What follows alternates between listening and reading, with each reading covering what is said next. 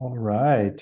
Good afternoon, everybody, and good morning for our Central and Mountain and Pacific individuals joining us. We appreciate you jumping in. I know it's a short week with Labor Day, so appreciate everybody making time to join us. We've got an action-packed hour. We're going to be talking specifically today in our third episode of the Fuel Up series, Mastering Landscape Sales. So we're going to talk a lot about challenges and strategies. And as always, we'll thread in a little bit of technology. So I've got a great panelist with me here today, and I'm going to ask them to introduce themselves here in a minute. But first, a few housekeeping items that I wanted to go over with. First, agenda today is really simple. Like always, we'll keep it simple. It's two parts. The first 45 minutes will be general discussion with our panelists on mastering landscape sales. And then the back 15 minutes, we're going to actually have a good Q&A session as well. So that gives you, the audience, an opportunity to ask questions to the panel. And we can keep it generally sales related, or we can actually have questions specific to the topics that we talk about as well today. So I encourage you, in the bottom, there's a Q&A button. As we walk through the next 45 minutes, you can certainly add any questions that you have, and we'll collate those at the end, and I'll facilitate that discussion as well. We also have a couple polls that will pop up during our conversation, so would certainly ask you to interact with those. That'll just help with the overall experience of the webinar today.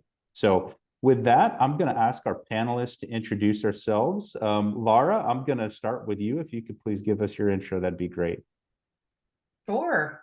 Hello, everybody. My name is Lara Moon. I am the Division VP of Sales for BrightView Landscapes.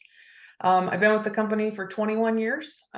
Most of my tenure has been in the sales environment as a direct seller, and then pretty much through a traditional, I'll call it, leadership trajectory, now overseeing what we call our seasonal end of the business. So think anywhere with snow.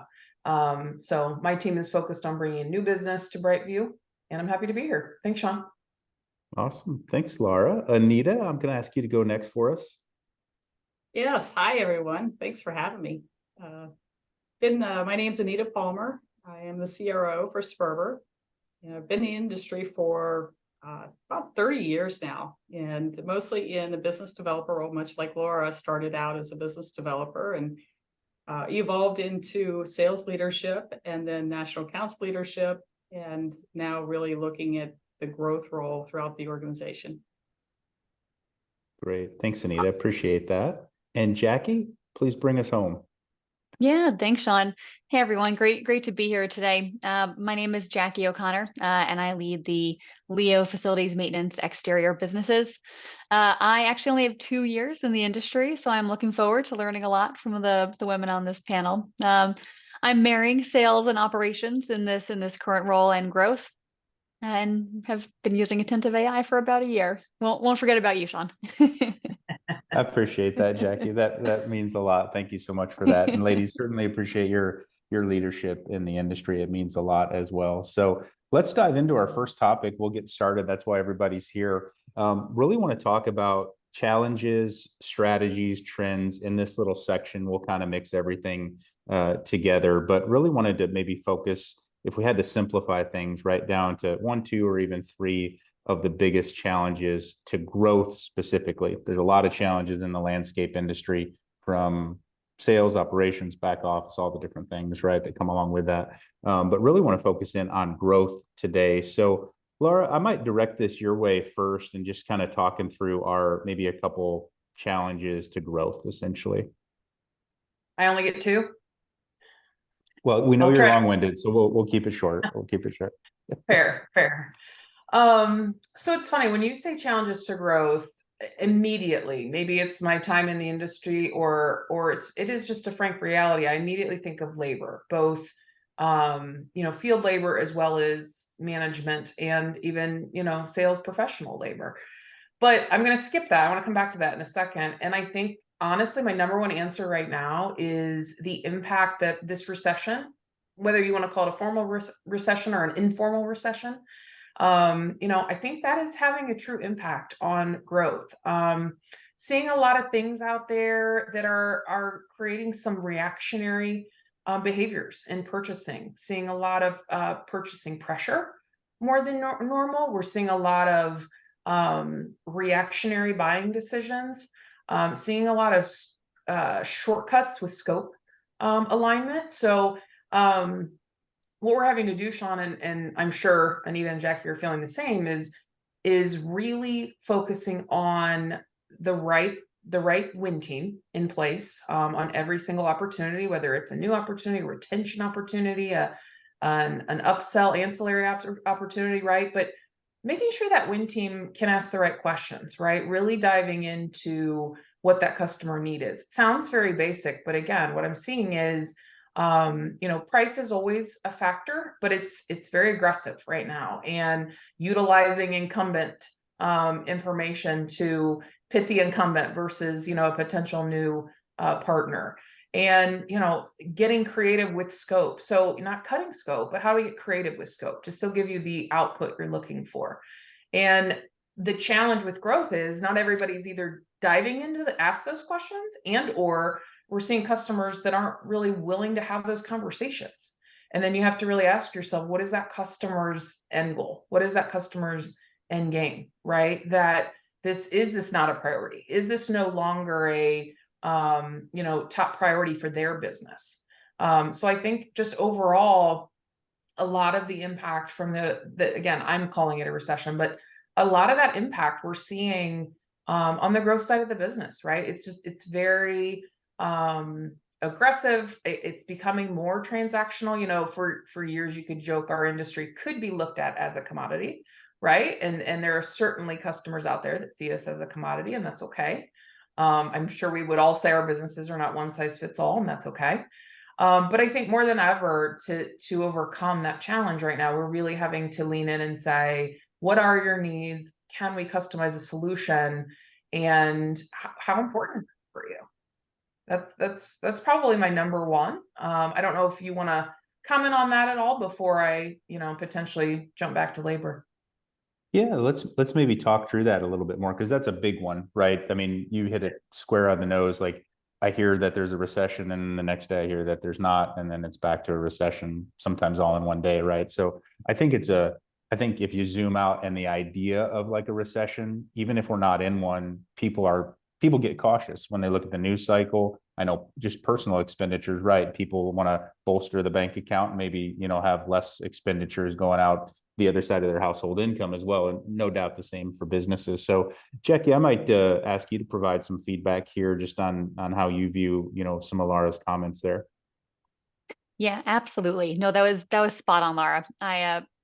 It is the most, I think, prevalent thing that we're all dealing with is just the level of uncertainty from our customers, right? We want to serve our customers well. We want to do what they need, but in a lot of cases, they just don't know what their budgets will be, next year or next month or next season, and how we think through helping them. I think really gets to the heart of what makes a good sale, right? Which is working with your customer hand in hand, solving their problems, listening to them, and educating them, right? Sometimes a little bit of money up front will actually help them in the long run. And it just, important to build those relationships and have those conversations. Yeah, that's a good point there, Jacquie. I mean, I didn't think about it from that perspective, but like, it's almost like what are their goals, right? Are they up against short-term issues? Because that would lead you down one path of decisions, right? And a different sales process. Or, is some money up front available to potentially make the relief on the back end better over 2-3 years, whether they're envisioning their maintenance as a capital planning structure as well. So yeah, that's great. That's great feedback. Anita, I'd love your vantage point on this as well. Yeah, I think both Laura and Jacquie really hit it.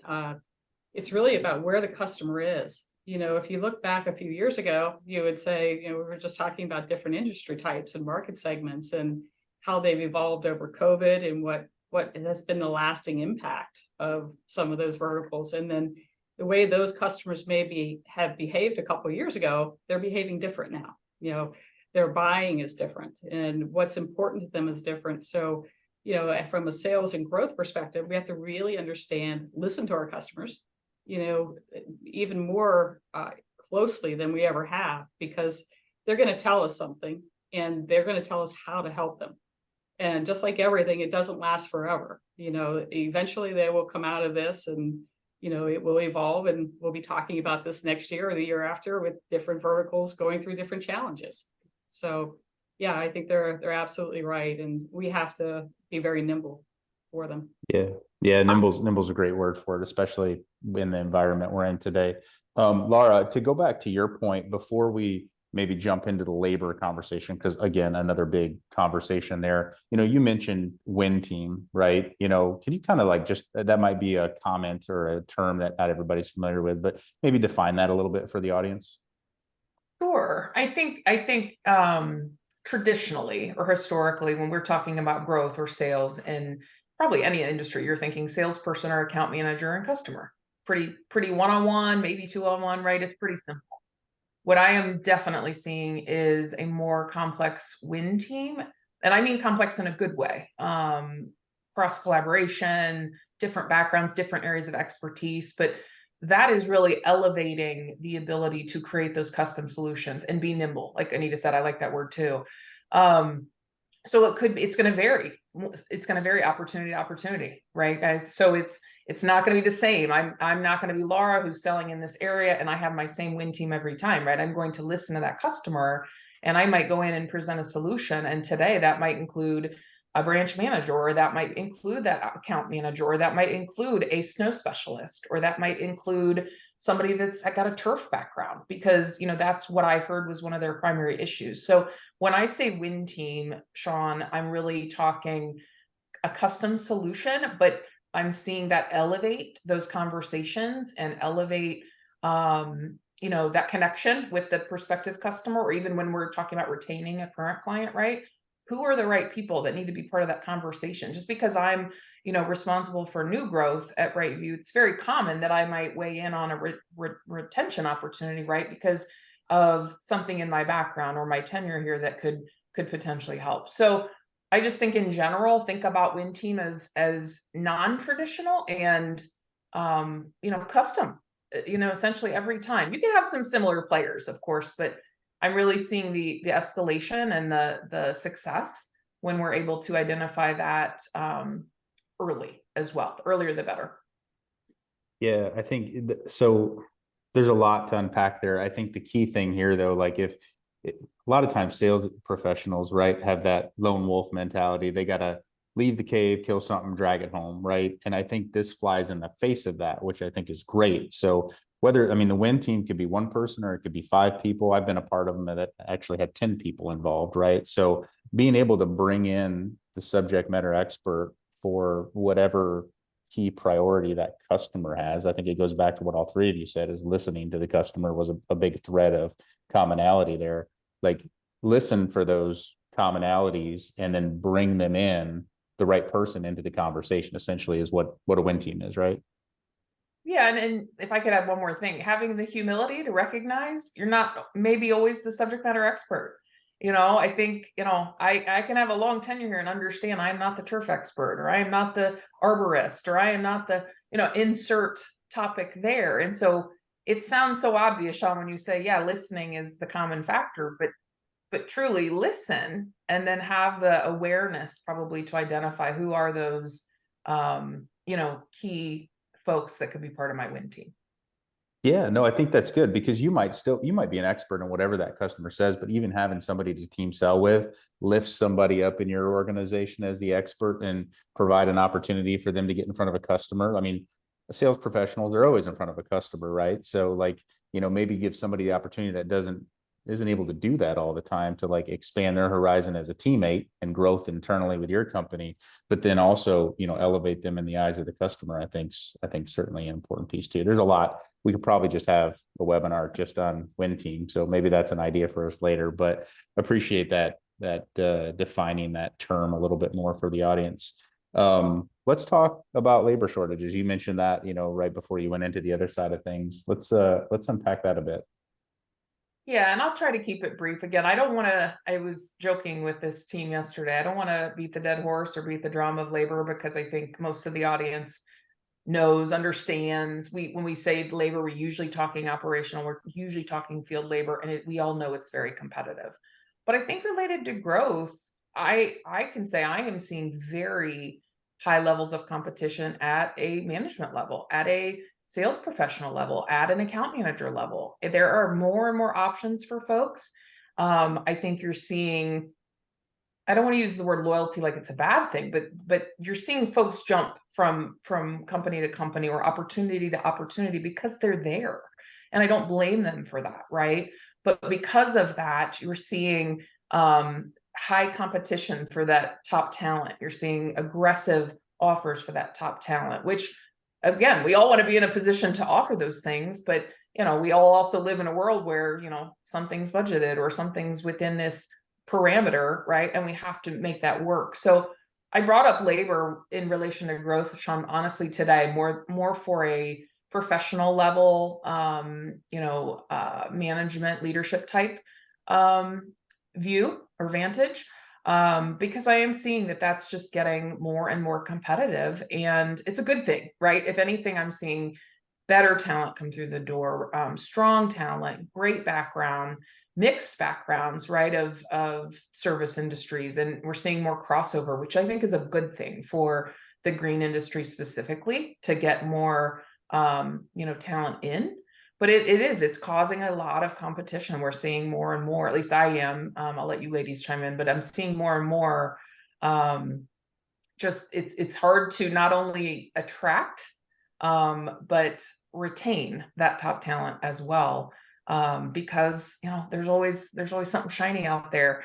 And I could also have a whole hour with you, Shawn, talking about culture, so we won't go there in this answer, but I mean, I think it's really important to think, and I think maybe it's later in our agenda, is what are we doing to retain and keep that talent as well? Yeah, no, that's great feedback. It's interesting because when we talk about labor so much in the industry, it's always about frontline and the shortages of actually getting the work done. This is a little bit different shift in that perspective, where the sales, specific to the sales professional role, potential labor shortage as well. So Anita, I'll pull your thoughts here in just a second, but I think let's talk a little bit more about, that what we're seeing in the market from getting the right sales professional. Maybe let's also thread in, like you mentioned, Lara, the crossover side of things. We might have a different service industry sales professional that, might float into the landscape space, whether it's on purpose or by accident. I see that happen a lot. So would love your thoughts here, Anita. I agree, Laura. Talent is actually the number one. If I were to say any challenges, I would say talent, but not in the sense that there's a shortage of talent. It's that we haven't expanded our pool. I think there are so many people. We have such a wonderful industry. Here we are in the outdoors. We have all these people that have these special skills that are not in our industry today. They like math, they're creative, they're artists. They have a love for people. They love plants. They love the outdoors. They love all these things that almost every one of our roles have. Whether or not they're a gardener or they're the CEO, there's these skills and attributes that they can bring. So what I would love to see in the industry is for us to expand it out, us to make it bigger, so that we don't have this finite pool of talent that we're all pulling from, fighting for the same people, when there are so many more out there that we can add to this pool. So talent, absolutely. I agree. And I hope that we can continue to do this, and calls like this help us to do that. Yeah, agreed, Anita. I think that when we think about the landscape industry, like I think about it, the landscape industry is maturing at a faster rate over the past 5 years than it has the past 50 years, in my opinion, just from what I'm seeing. And I think that's a great thing for the industry, and having sessions like this and other great companies doing it as well. I think that helps make this more visible and expanding the pool. I think we were going to talk about solutions as well, but I think that's a great solution, is like, let's think outside that box, because that's usually where problems are solved, essentially. So well said there. Jacquie, would love to get your perspective just in general on the labor shortage as it relates to, growth inside of a company. Pause real quick here as we have our first poll up. Just want to make sure everybody can take a look at this. Be great if you interacted with it. So the question is, what do you consider the biggest sales challenge in the landscaping industry today? So feel free to select one of those options, and we'll collate those towards the end of the webinar. So back to you, Jacquie. What are your thoughts on labor shortages and growth in general? Yeah, I was actually going to say exactly what Anita said, which is we're absolutely facing a shortage and a really competitive market in the traditional pool of candidates that we pull from for account managers, for sales, for back office, for that kind of essentially win team. But it's also a huge opportunity for us to look outside of that team to different backgrounds, to different demographics, to different people who could be a huge value add and could modernize the industry a little bit, right? Could bring some new thoughts, bring some new technology, bring some new perspectives that you just don't get when you have kind of when you're pulling from the same pools. So it's a challenge right now. I think it's going to turn into a really big opportunity though. Yeah, great perspective. And I think, as you were talking there, Jacquie, I'm just kind of thinking like you mentioned modernizing the industry, and in my mind that just triggered a lot of our conferences, right, that are industry specific. I see a lot of companies over the past year and a half taking advantage of that network to grow. And I think a lot of times people think of the conferences and the meetups as more of they primarily focus on their customers, right? Which I think is important. But inside the industry, right, if you're a leader inside of the organization and talent is short, I mean, I'll be the first to speak up.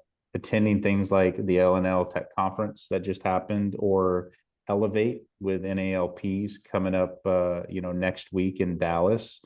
I think those are great opportunities to be able to, have some educational sessions that could really upskill your teams and yourself, but also a great opportunity to network, with potential talent or potential connections or potential service partners. I mean, it's really endless. It's just, how big you can think. So I think that's great feedback there. So expanding the pool. So just kind of wrapping up this section, expanding the pool of labor on the shortage side of things, I think is a big thing. And then, talking about recessions, I'll just ask the panel at large. Maybe I'll ask Anita first and then Jacquie second, because Lara brought this up. Any specifics that we can codify for the audience to take away specifically for, how to tackle this recession? I heard listening, I heard communication. There was a couple other things. Any closing comments on that piece from you, Anita? I think the first thing you'd want to do is really be informed. We say listening, and there's definitely that, listening to our customers, what they have to say. But there's a lot of publications out there that you can learn more about how businesses are impacted by a recession and how does it impact them specifically. You could have a business that's impacted by a recession for certain areas, yet they still need to get people through the door. So maybe landscaping is something that could actually be turned into an asset for them. And so really understanding, again, going back to understanding their business, looking at publications, going to places like you had mentioned, Shawn, with NALP. That's a big thing. If you go back several years, this has happened before. And the ones that survived it and did really well were the ones that listened and were nimble and moved very quickly and understood what these different markets and what the different folks and customers were doing. So I would say just be informed, and every bit of information you can get to read, and not necessarily the news, but the publications in the industry and their specific industry types, whether it's CoreNet or it's BOMA or it's, CAI, all these different publications have a lot of great information. Yeah, that's great. I remember the first time I heard about CoreNet was directly from you, Anita, back in the day. You had mentioned that, and I definitely have followed up on that and pursued that just from a personal preference. But I think the key thing I heard there was informed, and the devil's in the details, right? Informed is different than listening to your customer. It's going that layer or two below to really understand how it's customized to that specific customer and that specific industry, and how the recession could impact them, essentially. Does that sound about right? Absolutely. Yeah. Okay. Awesome. Jacquie, maybe closing comments from you on this? Yeah, what I would add to what Anita said is, don't stop with your contract and don't stop with what you've always done before, right? Yep, you're going to sign a contract with your customer for what they can afford right now, and that's great, and you're going to fill it to the best of your abilities. You're also going to continue to look for ways to add value to that customer, right? They may not need, that extra tree trimming, but they might need something in a different area that you haven't done before, but you could figure it out. right? Do it for them. Take that little risk to figure out how to serve your customer when they don't have the budget to pay you for what you've always done. And so I think that really gets to Anita's point of staying nimble at this time is more important than ever. Great way to sum that up, Jackie. I appreciate that. So common theme, we need to think outside the box and do new things and think differently, is what I'm gathering on this section. So I think that was great conversation. Lara, appreciate you kicking us off on that. So next topic, right? I think it dovetails nicely with what we've already talked about of expanding the labor pool as well. And we've got a great panel to be able to discuss this today. But Jacquie, I'd like to maybe start with you here and talk a little bit about just about women in landscape. How can we bring more women into the fold and encouraging women specifically in the landscape industry? I think that's something that as of late has made strides, but I think as always, there's definitely more that can be done. So I know that's a general topic and we'll get into a little bit more details as we go, but would greatly appreciate your perspective on that. Yeah, I mean, this is really key to expanding the labor pool, right? It's half the population that we are not tapping into nearly enough to fill so many of these shortages. And I think a lot of it starts with women in the industry being out there, right? Being present, being seen. So, not just your recruiter, but your actual female leaders, employees, ops members, have them with you at a recruiting event, at a school, at a trade school, so that people, not just women, but people could see that landscaping is for everyone. Anybody can do this. It is a fantastic career with a ton of opportunity and a ton of potential, and women, you can succeed. I think that's really step number one, is just being visible from the ops perspective. And then I think the second step, and this I think speaks to the entire labor pool, landscaping it's really cool and it's a really honorable profession. Like, we get to do awesome stuff. And I think that not enough people realize this is a profession. We are smart, we are educated, we work crazy hard, but we do really great work. And you can have this hugely rewarding career in this field, right? It's not your kid cutting the lawn next door. Like, it's a real profession. And I think finding a way to bring the dignity that this profession deserves will go a long way with, I think, opening up the whole recruiting pool. I love that term, dignity. I think that's well said right there for sure. Greatly appreciate you starting us off there, Jacquie. Anita, I'd like to maybe move over to you and gather your inputs. I definitely want to get inputs from everybody on the panel on this topic. Jacquie said, I love that. You're actually going right down the path that I was going, is that when we talked earlier about expanding the pool, this is a great industry. The people that are in it, they're passionate. They love it. There have been people like, I've been in it for 30 years, and there's so many more than myself, even on this panel, that have been around that long or been in the industry that long. And folks, they get in the industry and they build homes. They put their kids through college. They were a gardener, and now they're the president of a division. We've all seen the career paths that are set out for people that get in the industry. The biggest thing is, how do we socialize that? How do we let people know what a wonderful industry it is for women, for everyone, and set those career paths for them, but get them set in all of the skills that they have and bring them on board. Because once they come on board, they won't leave. As long as we set that for them, their future and their goals, I think they'll be a lot like us, and they'll be in the industry forever with the passion that we have. Yeah, well said, Anita. I think you hit the nail on the head with the expanding the pool comment, Anita. I think that, it's not evident, or it's not clear. I know when I joined the landscape industry so long ago that, like, I didn't realize what was all included. I mean, the sales side of it, I was just exposed to the operations side initially. And that's what kind of, you grab a mower and you mow a couple lawns when you're young, or, you get into a role, many times in an operations role.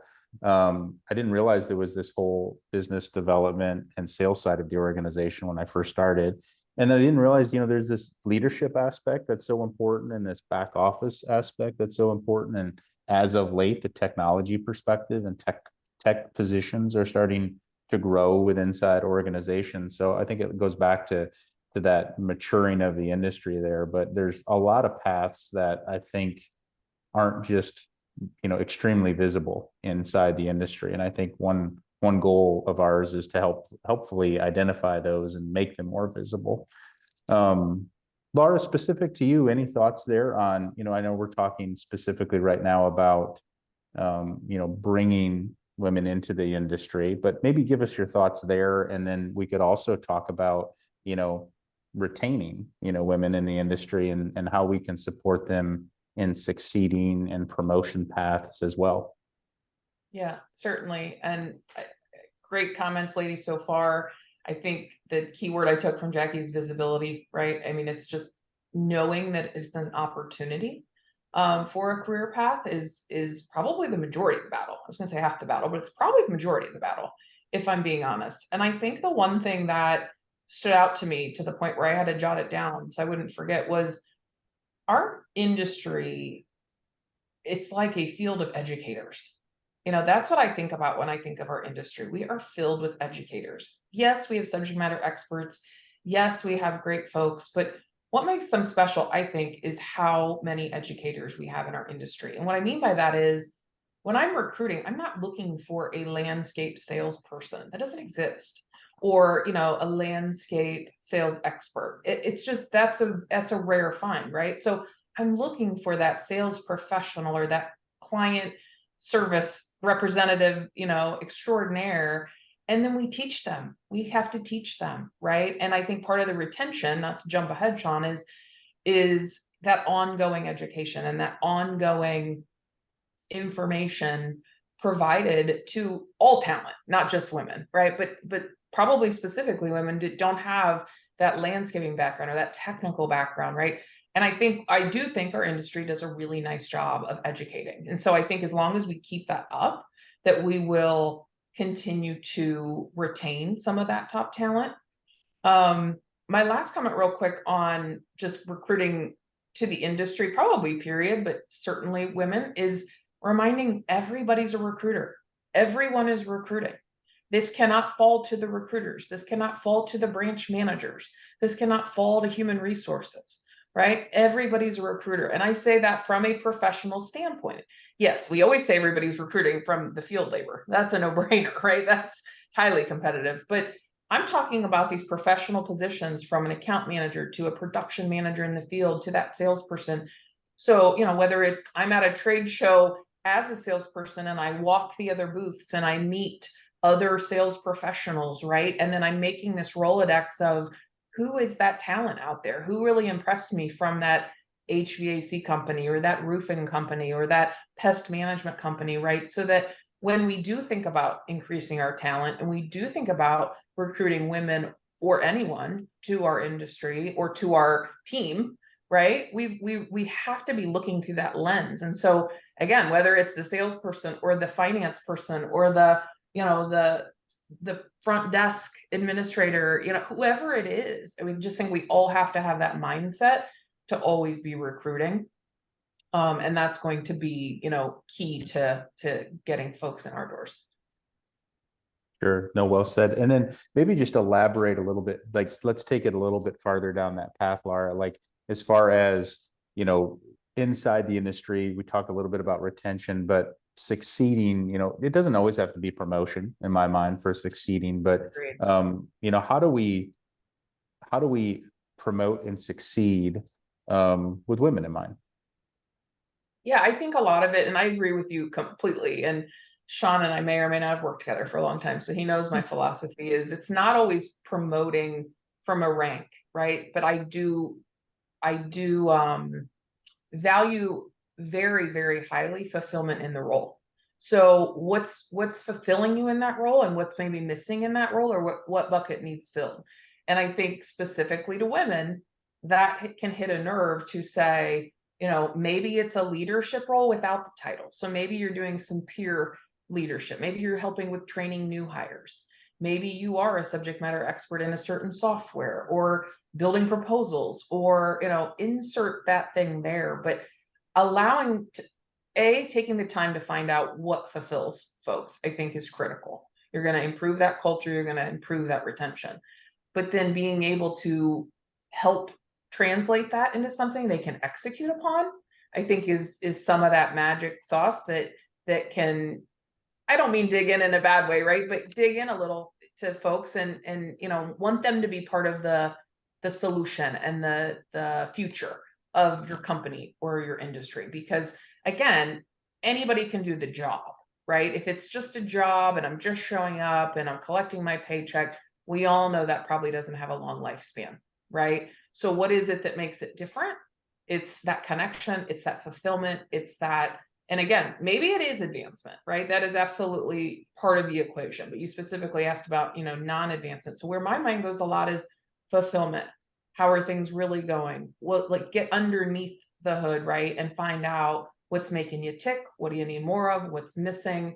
And it's not always just the job function. Like I said, my job function might be to go grow the business or retain customers, but I have this passion for X and how can I put that into play? And I think, no disrespect to men, but I think what you'll find with women is they're helpers naturally. And so what else can I stick my hands in?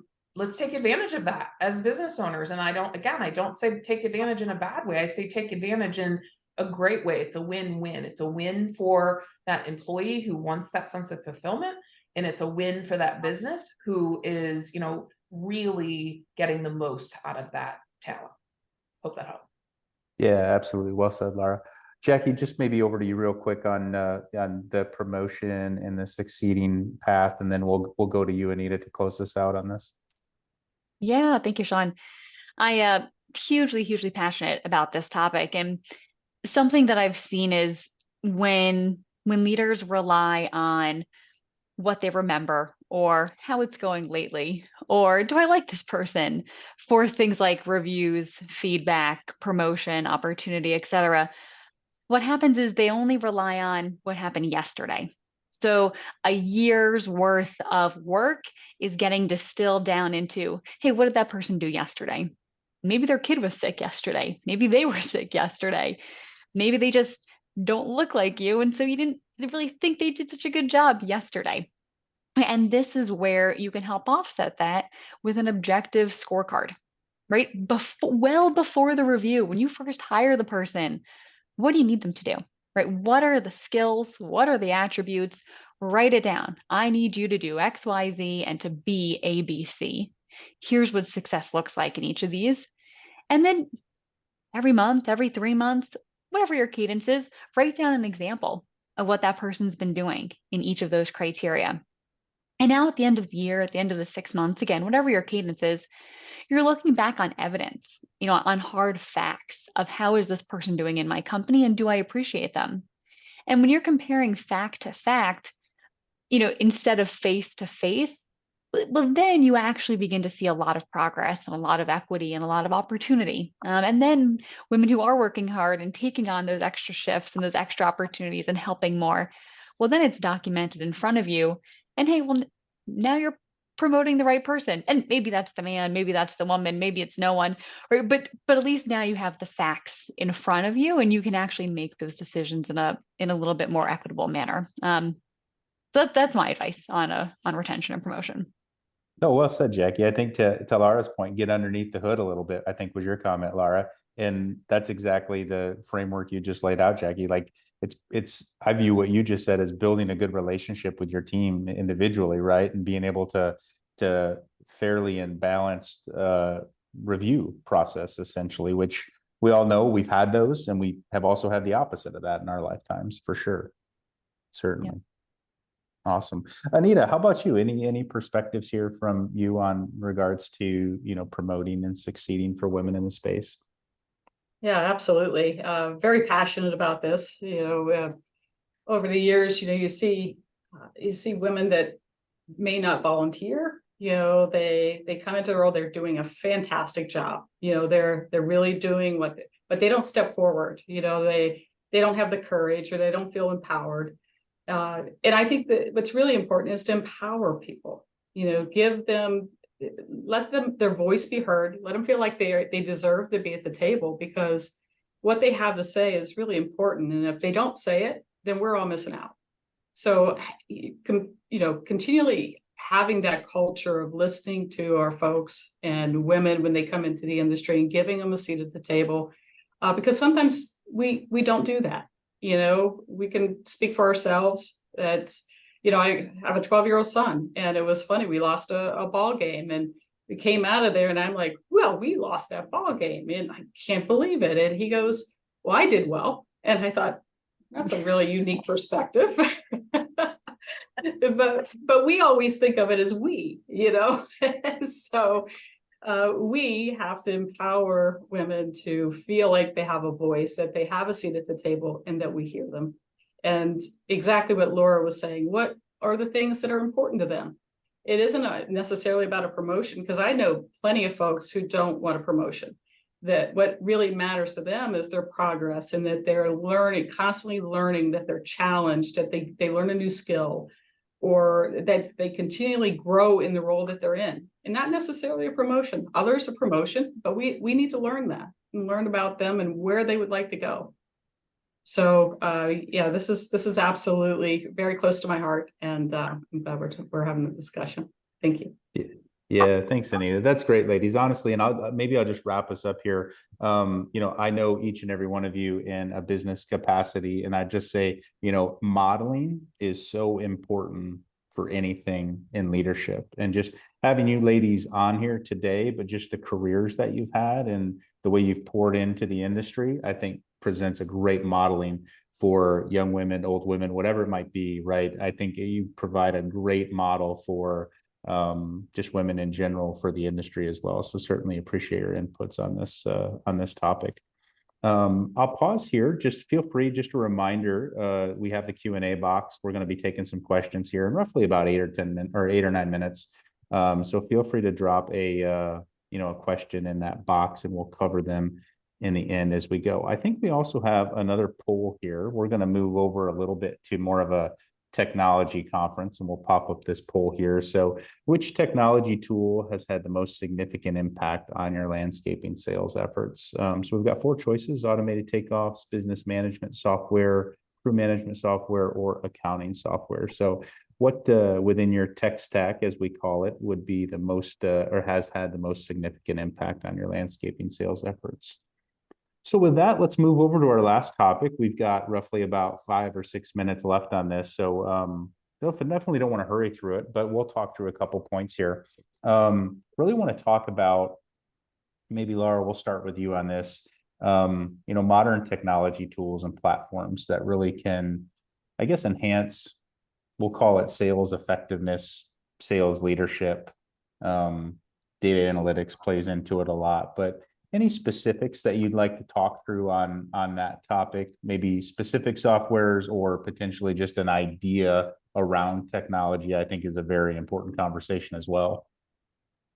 Absolutely. I mean, I think we all understand technology is the wave of the future. That's a no-brainer. But I think how I'm seeing impact our industry, and specifically to sales, is speed, right?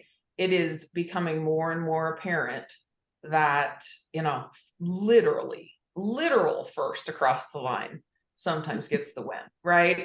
And I'll be honest, there are many schools of thought when it comes to how do I measure a job? How do I propose a job? How do I, estimate a job? You could probably identify at this point in time a technology platform to support every aspect of our businesses, right? From sales to finance to HR to everything. And then you break it down even farther. If there's 6 parts of the sales process, there's probably a technology to support them all. But we're all sitting here saying, we don't have the budgets to support them all. We don't have the budget and the resources to invest in every single, technological option out there. So what do? I think part of it is prioritizing, maybe as a business, what are your strengths? What are your weaknesses? And I tend to say, what are the focus areas, right? And maybe that's where you need to make an investment. But for me, what I see is the biggest impact is speed to market, speed to customer is king anymore. And, you know, sometimes speed even beats price. Sometimes speed even beats quality. Speed can beat reputation, right? And a lot of what I'm seeing anyway is these different technology platforms are certainly aiding with that speed, right? As us as humans, we have so much on our plates. There's only so many hours in the day, days in the week. We can only turn things so quickly, right? And so I do see absolute benefit to, where able, investing in, you know, those technology platforms for speed, Shawn.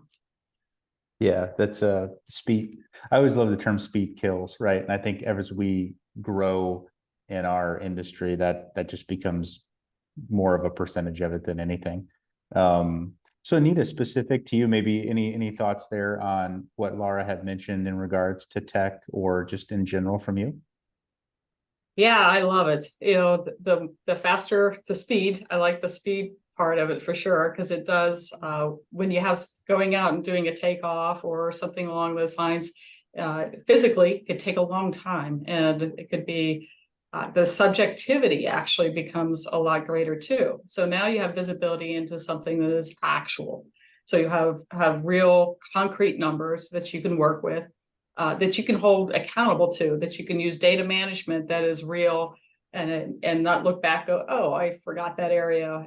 You're able to have that visibility to it very quickly. So very big fan of technology in every aspect, whether it started with the CRM and, you know, or you know, converting to a CRM from a yellow page paper to converting from doing takeoffs from walking around with a wheel or the thumb method, to actually having something that you can work with and go back and follow on to. In addition to that, I think it also helps with the customer. You know, you're coming to the customer something that's real, and not kind of the back end going, oh, what did I miss, and faltering. So it's good stuff. Yeah, I think you hit the trifecta there, Anita. Yellow pad, wheel, and thumb in the air. I think I've used all three of them, and I'm from Michigan, so you learn real quickly when you're doing takeoffs outside. You make sure not to bring a pen because the cold weather freezes the ink up. So you got to stay pencil. You got to stay pencil. No, that's good. I appreciate that insight there. Jacquie, maybe wrap up with you. I mean, you mentioned here there in the beginning, you know, you utilizing the Attentive platform, and might be good just to get some feedback and, you know, how it's either helped or maybe even changed or augmented, you know, your process internally there at Leo Exteriors. Yeah, absolutely. I think Lara mentioned something pretty key early on, which is you have to prioritize what software you're going to invest in, right? There's something for everything under the sun, and you need to know and choose what's going to make the biggest difference for you.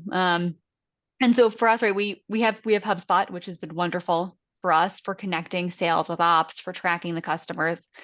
And then the other software that we absolutely needed was Attentive.ai.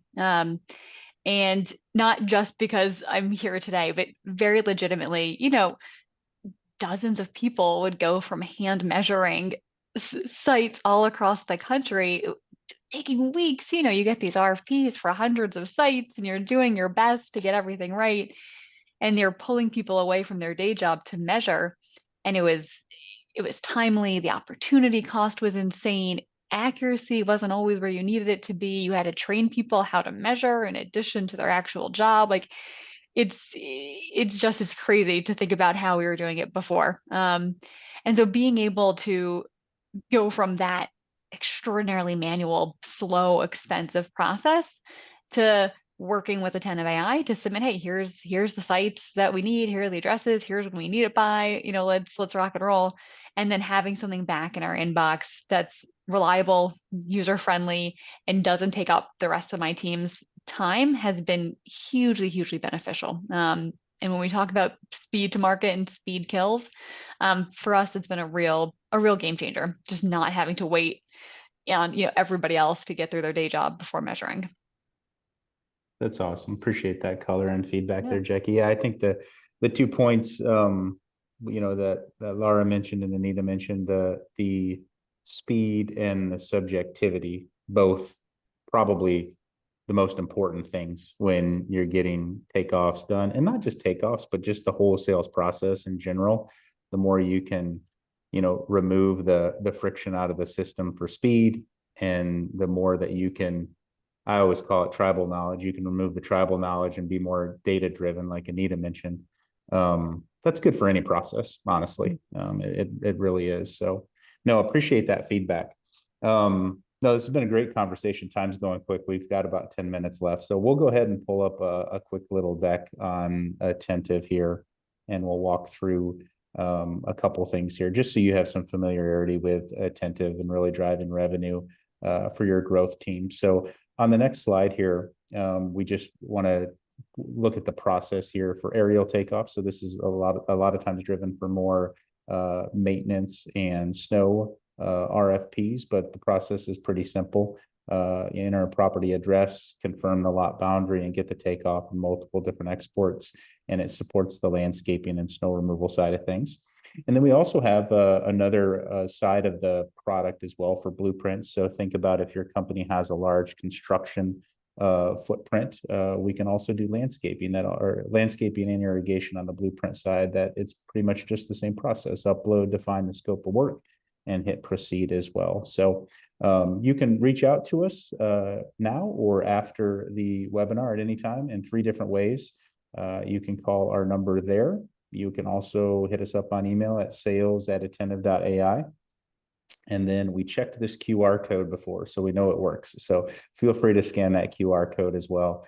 And you can reach out to us as well to get a personalized demo of the Attentive Auto Measure software as well. All right.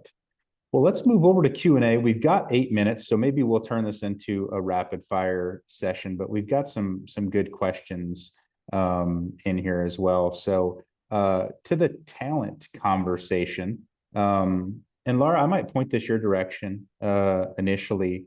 How are you recruiting talent? So more of a holistic idea. I think we covered some of those points like as we talked, but maybe if you just, top a couple bullet points there.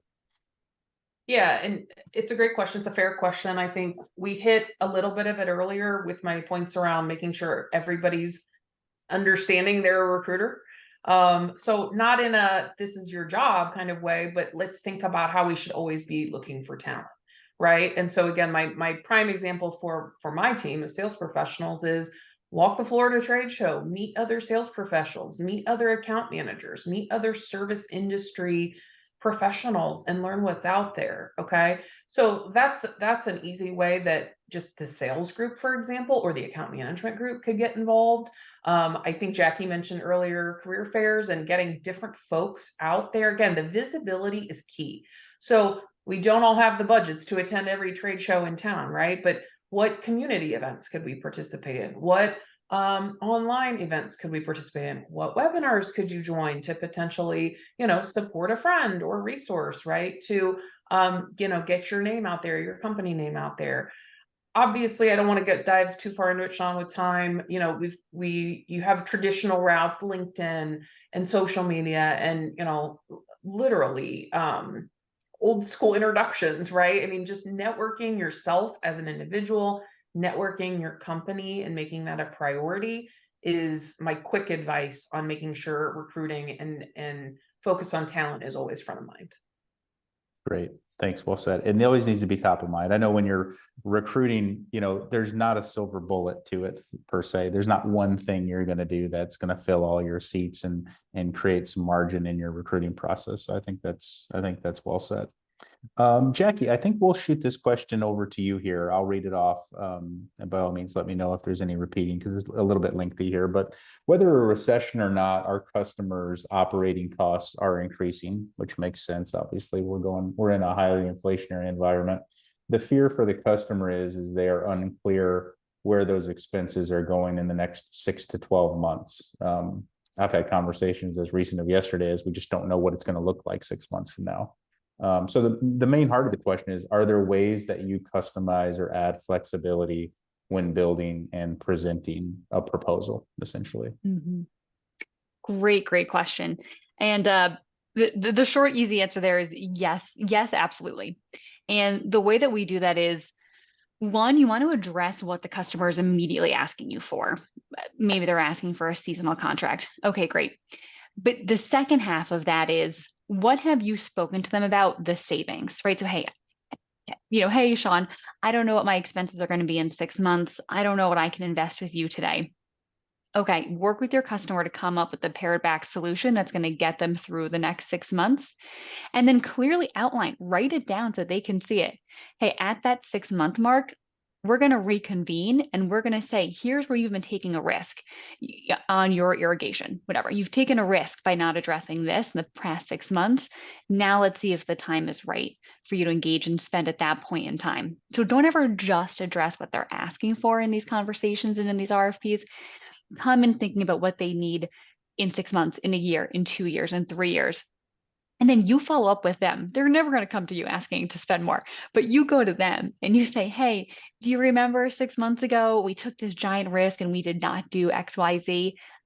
Let's talk through if now is the right time and how we can offset that going forward.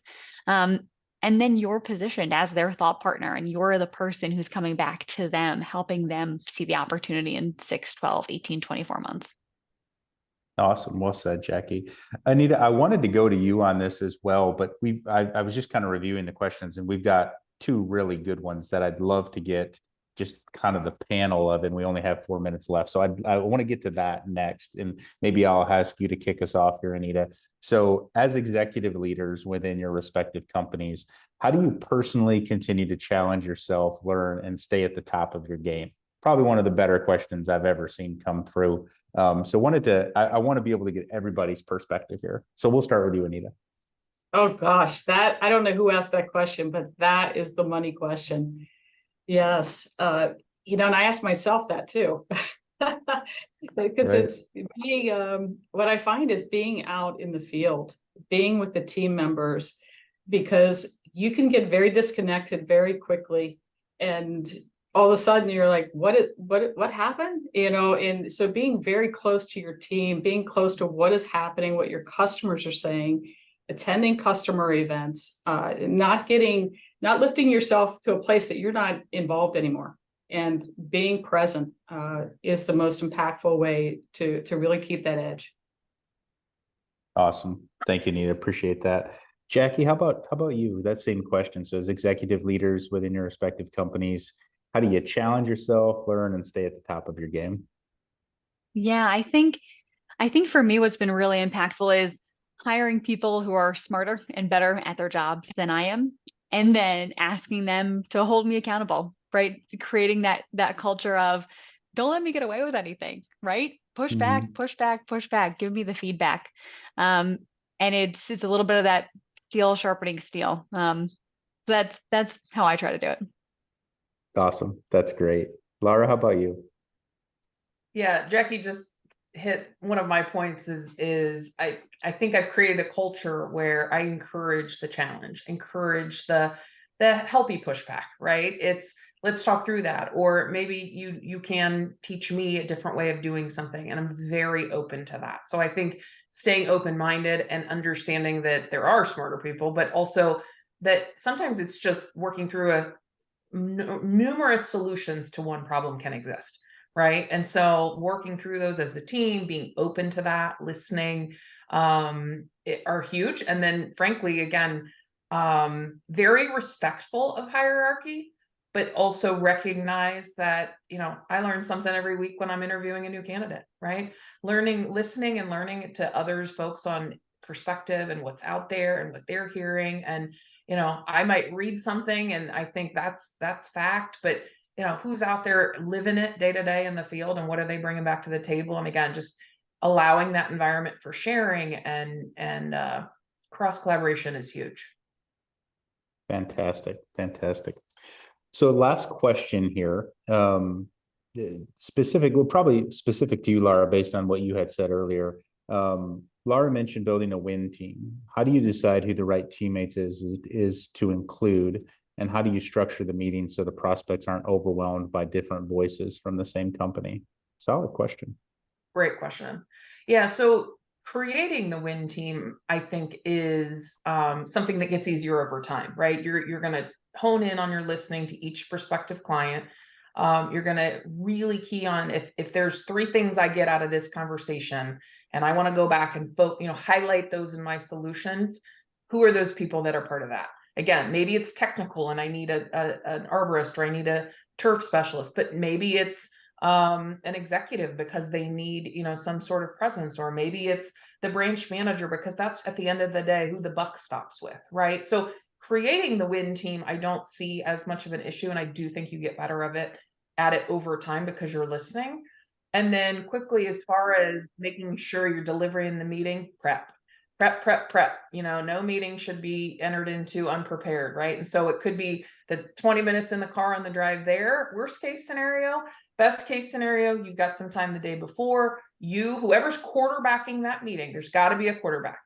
Whoever's quarterbacking that meeting, assign roles.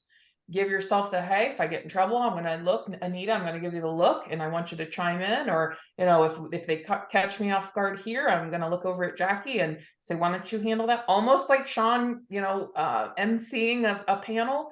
You're the quarterback or the MC of that win team in front of a customer. So I'm the quarterback. I'm going to own it, but I'm going to utilize my best resources until the cow comes home. And that's me putting my pride aside and recognizing that this person and this person are making our solution stronger.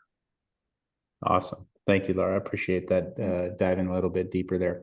Well, we're 1 minute over. I appreciate our audience for sticking with us as we go over. And Lara, Jacquie, Anita, it's been an absolute pleasure. I'm sure we could fill another hour, and we might do that. So I might give you an email afterwards, but maybe we can schedule a second session. But I greatly appreciate just your leadership in the industry and taking the time out of your busy schedule today to sit with me and have a great conversation. So really appreciate that. And I hope everybody has a great day. Thank Thank you so much, Shawn. Appreciate it. Take care. Bye-bye.